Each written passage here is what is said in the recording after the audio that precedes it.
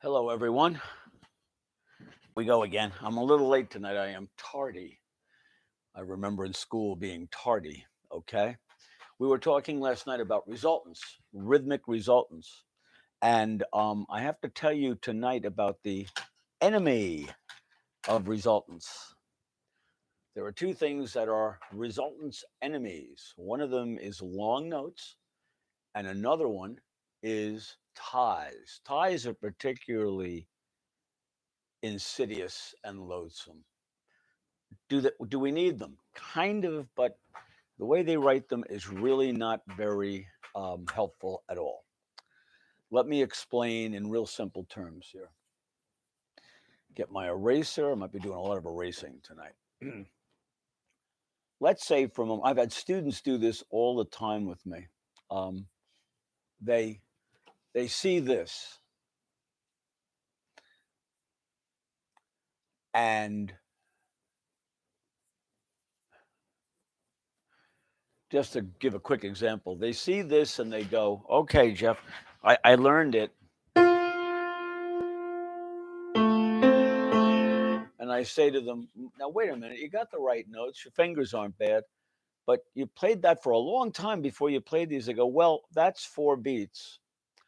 And I waited for that before I played these guys." And I'm like, "No, no, no, no, you don't get it." And anyway, so I have to tell them, I understand their concern. They want to give this guy the long note, all his beats, but then they don't understand at that point the concept of the meter. And we have a thing on in music in general, and piano particularly, called polyphony. It's a big word, polyphony. What that means is that we have two voices here. We have voice one here. Let's assign that to a clarinet. And then you have voice two down here, and we'll say that's a bassoon. And the clarinet, one, two, three, four, and the bassoon, one, two, three, four. And they're doing it simultaneously, of course. And we're back to the concept of that note is being played here. And of course, it's not. It's being held there. In a way, it's a tie. It's like a tie. It's going all the way through the measure. A pianist very uh, often will use the pedal to take care of that long note in that regard. And so we have that possibility. But we only play it there. Remember the word attack. How long you hold it is articulation. We had that discussion. Now, in terms of resultants, what do we have here? Maybe I should use a different color. I love my colors. We have the right hand, then the left hand, then the left hand, then the left hand. That's the resultant. There are your 4 beats, 1, 2, 3, 4. But instead of saying 1, 2, 3, 4, we say right, left, left, left, right, left, left, left. That's what we're doing on the piano. As far as holding the right hand note, fine. That's an articulative decision, but it's not a rhythmic decision. Okay? Long notes, they can be a problem. You can see here why. But it's also this concept of polyphony on the piano. We can be playing more than one voice at a time. If we added another voice in, let's say we had a voice three here, and I was going to play an F here at the same time as the C, then we would kind of have a third voice there. It would be right, left, both left, left. Okay, maybe you could come up with an expression for that. Two left hand notes, one left hand note, one left hand note. So that would be the resultant. But again, that's what we're hitting. How we're holding, how we're doing this. Going to hold that F down? Fine, hold the F down. Sorry, I'll do it again better. There, I held the F down while I did that. All of that's possible, but it's all articulative. But the problem is, you start seeing more, you start wondering where things are when we hit them. So that's a good first example. But let's take a look at why I don't like ties. Well, first of all, why You can see the long note. When you have a long note and a shorter note, and the shorter note's going at the same time as the long note, you can get confused as to when you hit what. That's my point there. But let's take a look at a tie. You see this all the time. You see a note like that, and you see maybe we'll do that one again. And then you play I'll do it right the same kind of thing I wrote before, except you're going to have one here. And maybe we'll even put the F in here. I'm just making something up quick. And the guy wants you then to play, let's say, an F, a B flat, and a C, and he wants you to play the E on this beat here, but not on these two. So he ties it like that. So I'll write an extra B flat here. I'm just writing something quick. In terms of rhythm here, you have both left, both left. Okay, I'm just playing the notes. He wants you to hold these according to that. But the resultant is both left, right, left, left, left. Now you look here and you see the left, but I see a note. And when you have a few more notes, that can get confusing. You end up playing the note because you see a note there. This is why I despise ties. I'm going to show you the granddaddy of all ties in a minute with a particular very famous piece, in fact. That is just so loaded with ties, you're not sure what to do. But anyway, getting back to this, put my little stems here. It's sloppy, I know. My solution to this is a couple of things. First of all, if we're pedaling these two measures, and we do the pedal this way, we'd write that in. If I'm pedaling those, I don't particularly care about what has to get held. So we would have, and all I care about is I'm hitting this. I renotate things. Now, I do have to hold this F a little bit to get into this measure if I'm going to change the pedal. So I get rid of the F, but I draw the tie through so that I know I want to hold him down. I make an indication of that. I want to keep him down. These guys are coming right along with the left-hand notes here. So sometimes I even have a tendency to color those in and make them quarter notes and just say, look, you're playing that with that left, right, I'm sorry, both left, left. It's very important here that the left is done. The pedal is up and down. Now, once I get through that pedal, I can let go of that tie. I can lift that hand up. And then this one could be a quarter also. See, durations don't matter here, or articulations, durations, because the pedal is going to be handling pretty much all of that. So in slow motion, up, down. I made a mistake that time. I didn't hold the F down.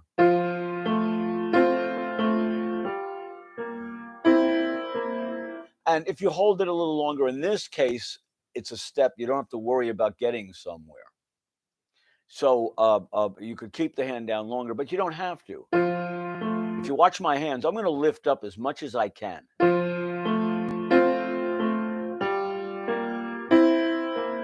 Okay? So, and I might break that pedal again here now that I think of it.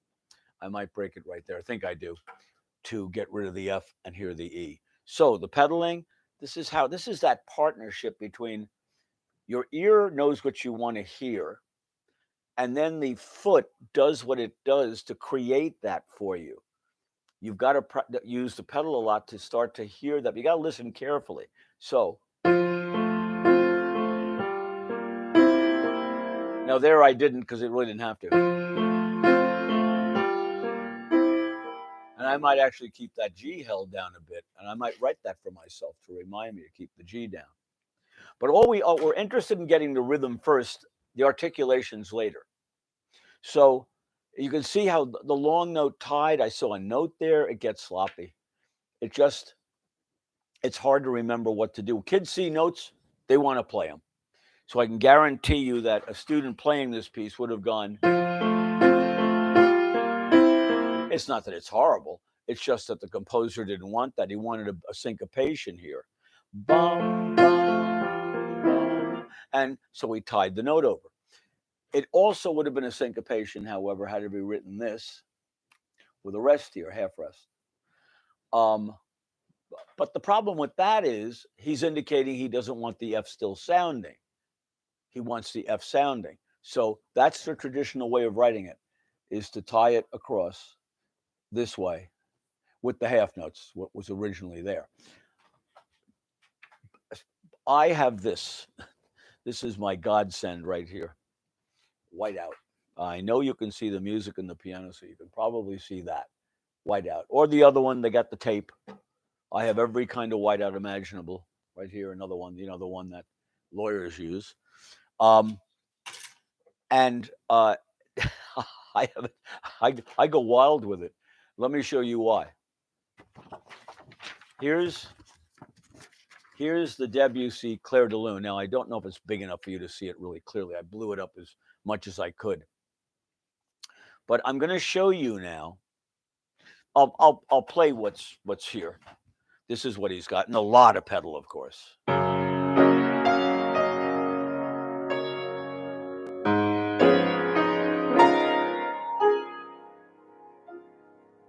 That's what he's got. A lot of pedal, a lot of notes.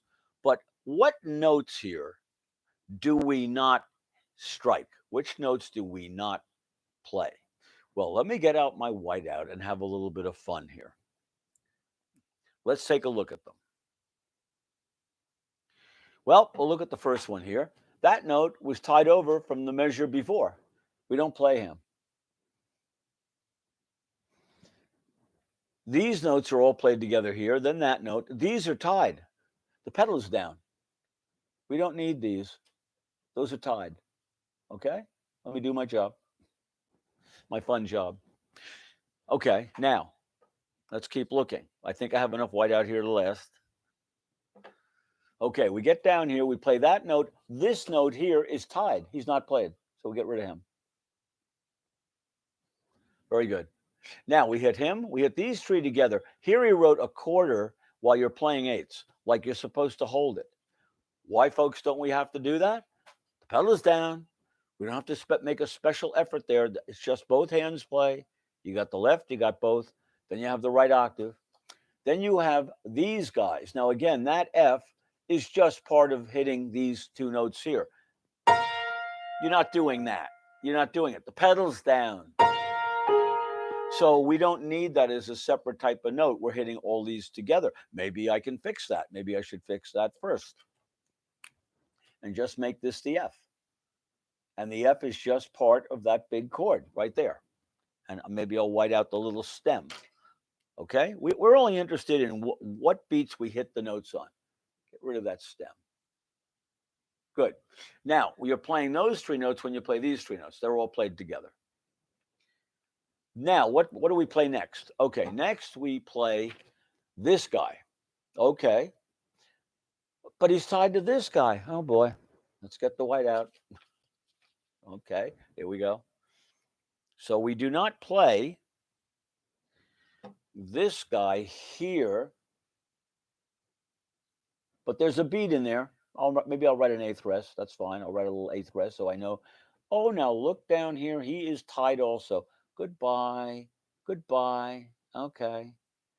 Oh, my goodness. Look down here. This low A was tied also. So how many notes we saw? We saw 7 notes on that beat. How many notes do we play? None. We don't play any. You want to look at those? I don't. I do want to know there's a beat here, though. So let me paint this out. Good, good, good. Paint it. All right. Now, the eighth rest is important. I should write it in. The pedal's down. The sound of all of this is going to keep going because the pedal's down. In fact, it's down for the whole measure, that pedal. So now let's take a look at how many things we actually have to play here. We got to play the first beat, the second beat, the third beat, the fourth beat, the next beat, which is and then we wait a while and play the F octave. It's about the easiest measure in the world.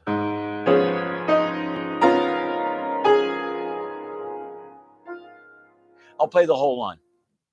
Doesn't it look now like, wow, he didn't give me a lot to play?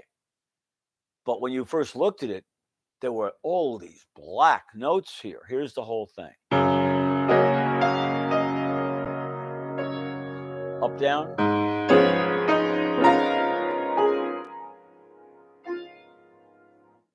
Yeah, there's really very little to play there. But that other page, my goodness.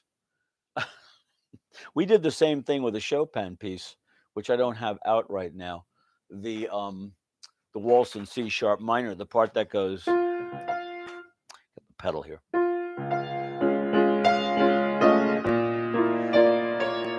Ah, come on, Jeff. I haven't played it today. You haven't played it yet today. Okay, but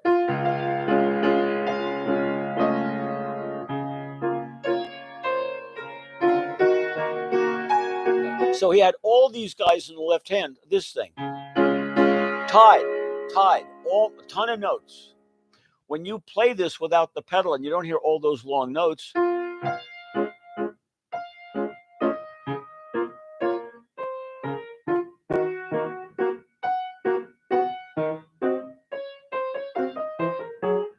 you know the piece. When you play the notes without any holding or anything at all, and just play the notes that are there are really very, very few notes there. And but the page, I wish I had had that out tonight, and I don't think I can gather it up quickly. But that's another piece. But there are a lot of pieces that do this. You look at the page and you see nothing but notes, and half of them aren't played. But you see them. Here's my favorite. I'll show you in closing here. I'll show you my absolute favorite is when they do this.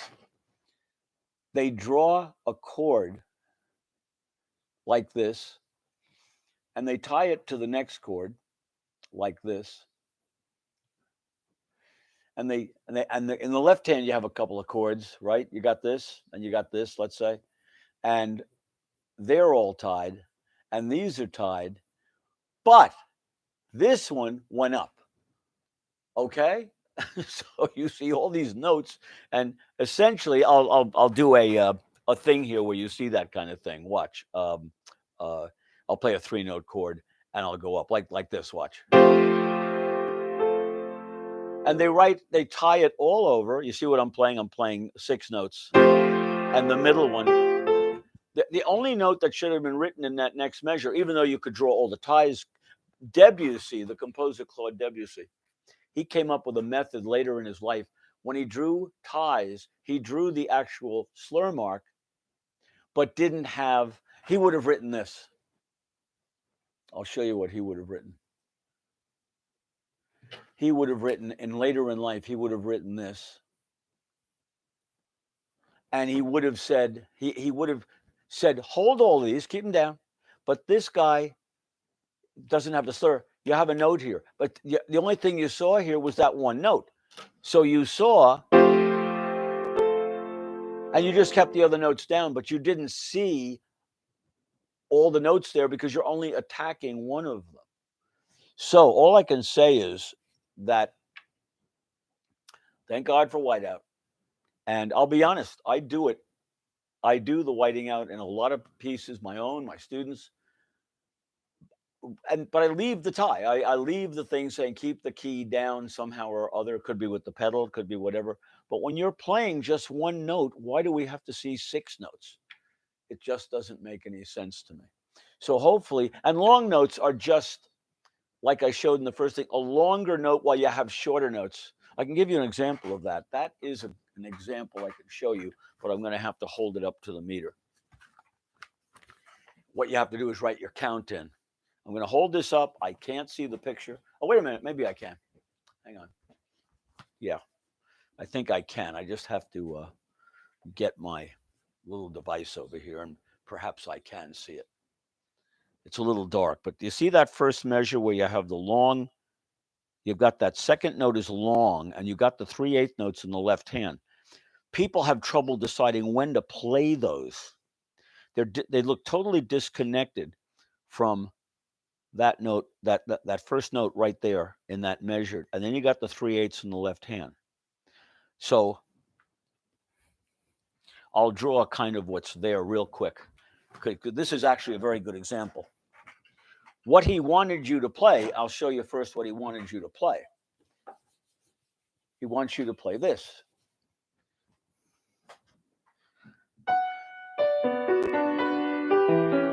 So you got that long D. So he wrote the quarter note, then he wrote the long D. Then he has an eighth rest, and there's your secret as to what goes on here. Then he drew this.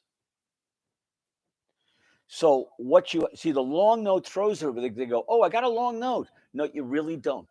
You do and you don't. You have a note. The consideration here is you got a note on the first beat, and you have a note on the second beat, and the two and the fourth beat, which is 1 and 2 and.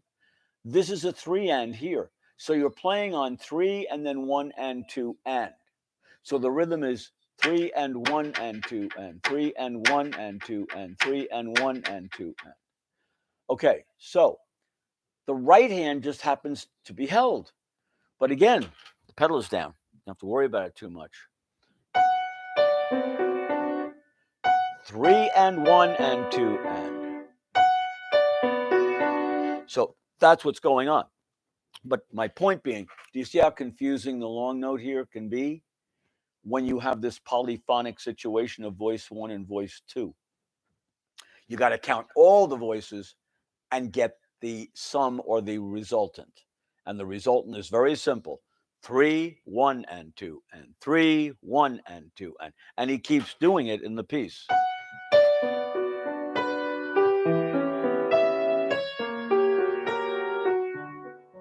Okay? So, hopefully that's been enlightening. Buy some whiteout. It'll help you out a lot.